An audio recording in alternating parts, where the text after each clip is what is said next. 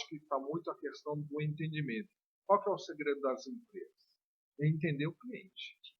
Então, qual que é o segredo da escola? A escola tem que entender o seu cliente, tem que entender o aluno também. Qual que é a expectativa do aluno? Porque eu falo para o aluno que eu não estou atrás para que ele tire nota 10, mesmo porque ninguém é nota 10 em tudo. Eu estou lá para justamente estimulá-lo a justamente potencializar o conhecimento que ele tem, aquilo que ele espera. Então eu consigo potencializar. Se ele gosta de ciências da natureza, eu vou estimular para que ele, dentro das ciências da natureza, ele seja um potencial diferenciado. E isso faz uma diferença, inclusive a diferença que eu falo do acolhimento.